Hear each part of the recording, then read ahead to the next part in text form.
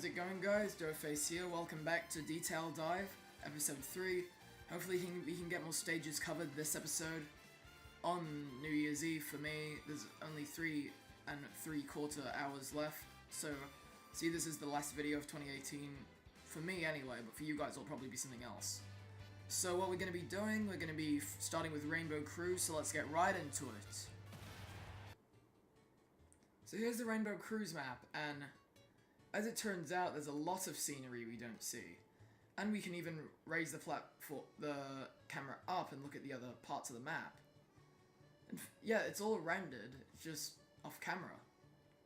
So yeah, if we want to, we can look at this part of the map from up here. But another thing of note is just how much scenery there is outside of our view. Look at how much, like, clouds and mountains there are in the background.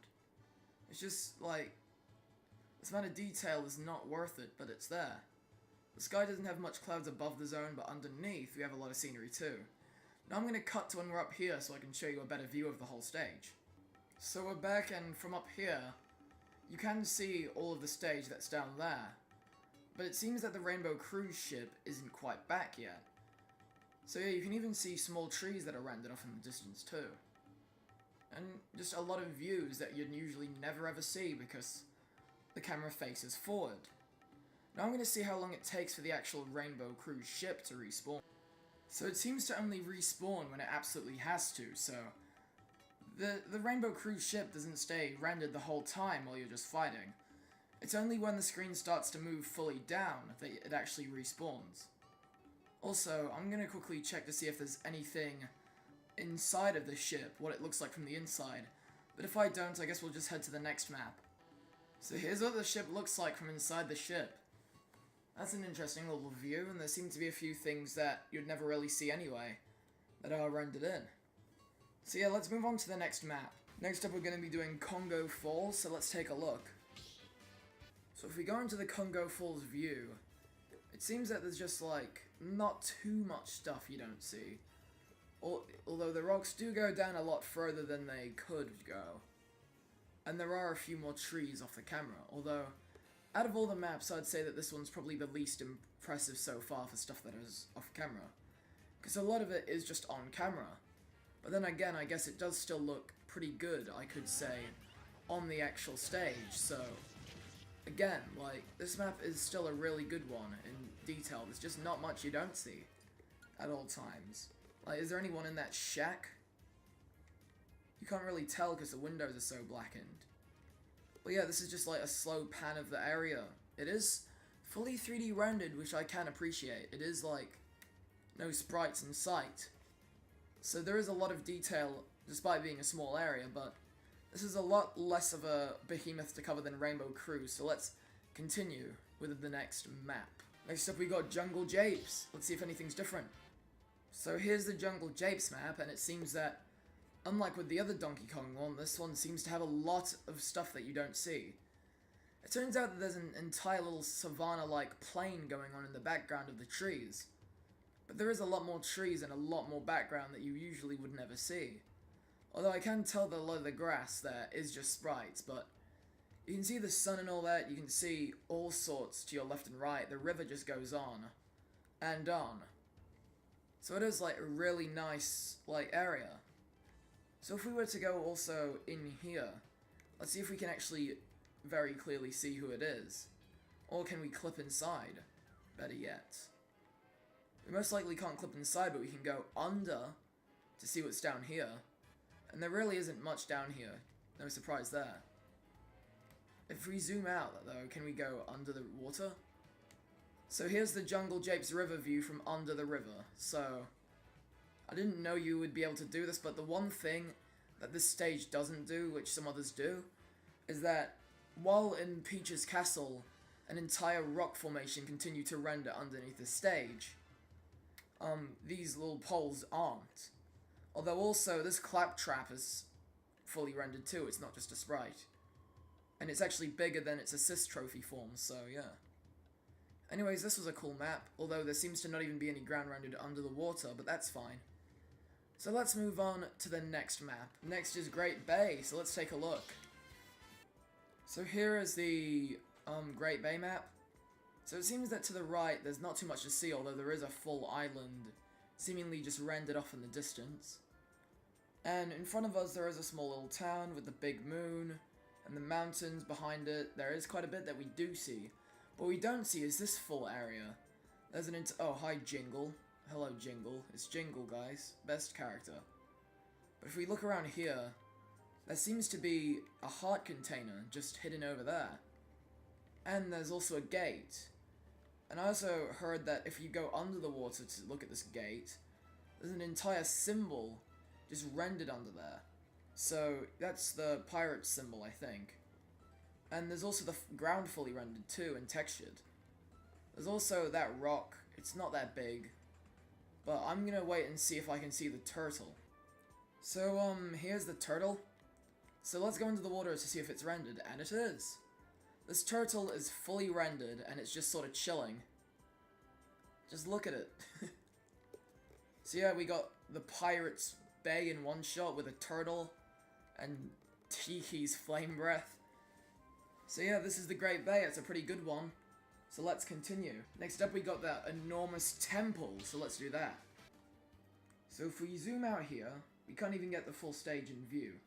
What I did notice is that there's an entire little landscape just hidden under the stage, never to be seen. And there's just a big as landscape with sea and land under the map that you never see.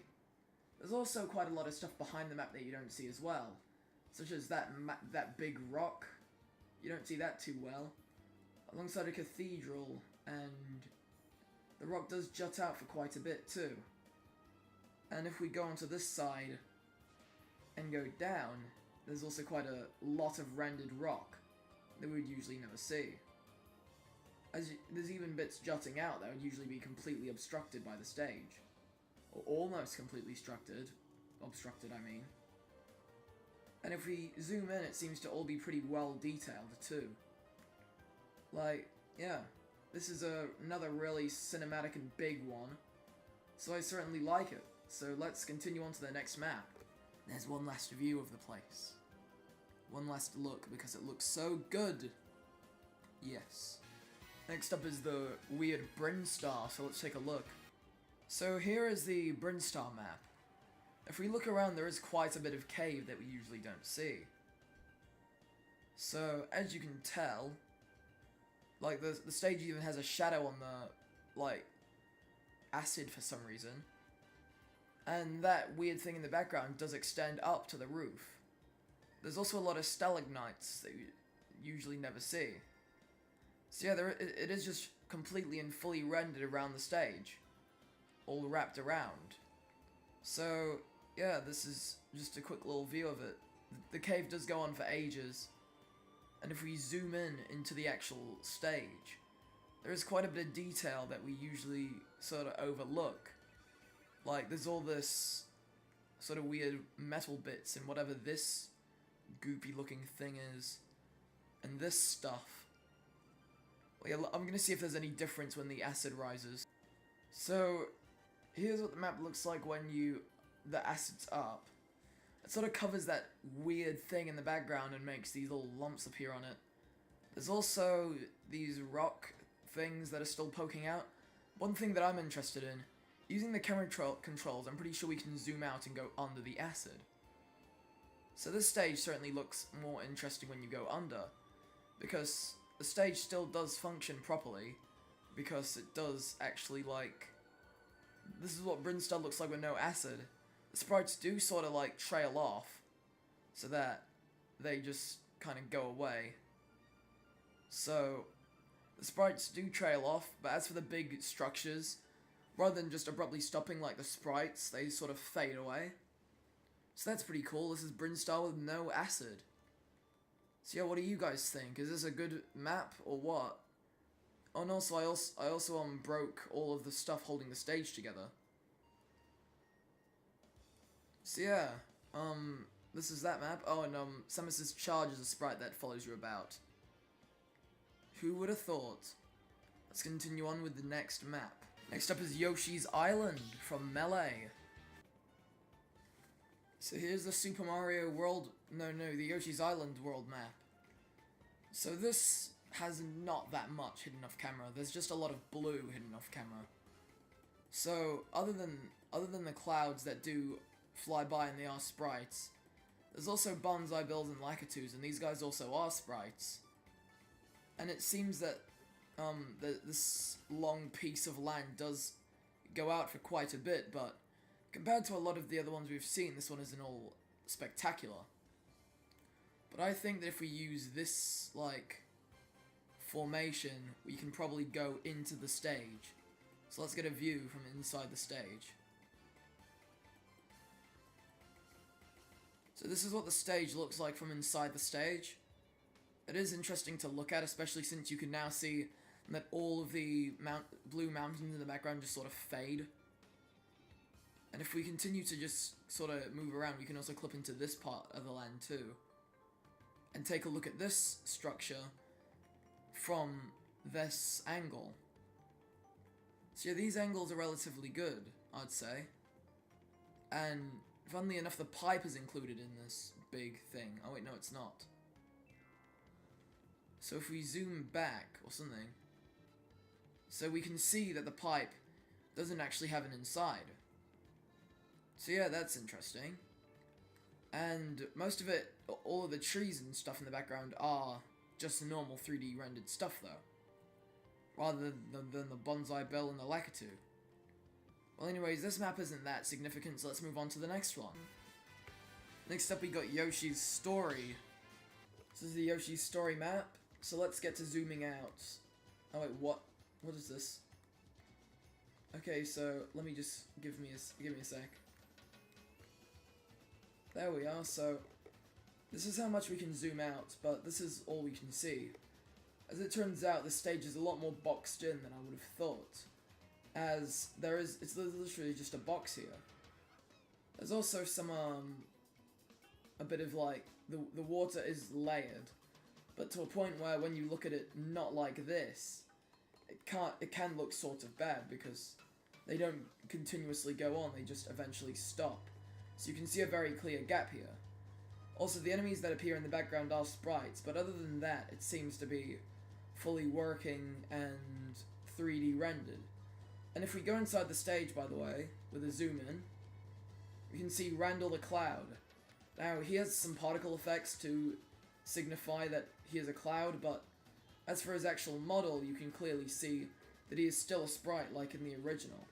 So, they kept to that. Also, it seems that most of the stuff here is either made out of yarn or cardboard, which is a nice artistic touch. Anyways, oh yeah, and there's also some islands in the background which seem to also stretch down for a bit before just cutting off. Anyways, this was the Yoshis Story map. There's also a lot of sellotape holding it all together. So let's move on to the next map. Next up we got Fountain of Dreams. I'm interested to see what's in here. So here's the Fountain of Dreams map. So one thing is that the water does reflect everything, because if you look at it from above, it reflects most of the stage. However, which is why the water looks so good usually, because in a usual view it would reflect all these really colourful and good looking background stuff like the trees and the structures and the stars and all that. As for the actual background, it's a big skybox full of stars, and the stars are just everywhere. There's also this nice aurora effect, and down here there's a little rainbow effect alongside a cloud effect. Although for whatever reason the skybox disappears, like later, like at the bottom alongside the actual rendering of the base of the cone. Also, for whatever reason, there are stars here. I don't know if that sprite's following me or not, because it seems sort of tilted sideways, but oh well. Yeah, they seem to follow you about, the star sprites, as in that greenish one over there. So yeah, this is a really good map, really nicely detailed. So let's move on to the last one of this episode. And for the last one, we're going to be doing Green Greens from the Kirby games. So here's the OSV Woods map, one of the Green Greens map. Now, there's quite a bit that you do see, but there's also quite a bit that you don't. Say like, this big island is clearly something you don't see, alongside most of this really basic but fitting skybox. There's also an island down there, and a lot of sea you don't see, a bunch of mountains. You can see up close, if you want, what OSV Woods looks like. He clearly isn't having a good time right now. He seems quite tired, really. If we go under him, we can see that everything's rendered, even from the outside, even the stuff at the back, too. Although there's this weird pentagonal effect, sort of like line effect when you're in the stage, so that's a weird little plus. You can also see that the pink bars that link the stage together don't go much deeper, but that is fair enough, as you never would really see it. As for the insides of these blocks, I literally can't show you, I think. Yeah, you literally get stopped just a tiny bit before you can actually enter them. So anyways, yeah, this has been this third episode of Detail Dive. So anyways, I hope you all enjoyed. I hope you're enjoying the series so far. We finally got a complete episode with 10 parts. And I'll see you all next time. You can leave now.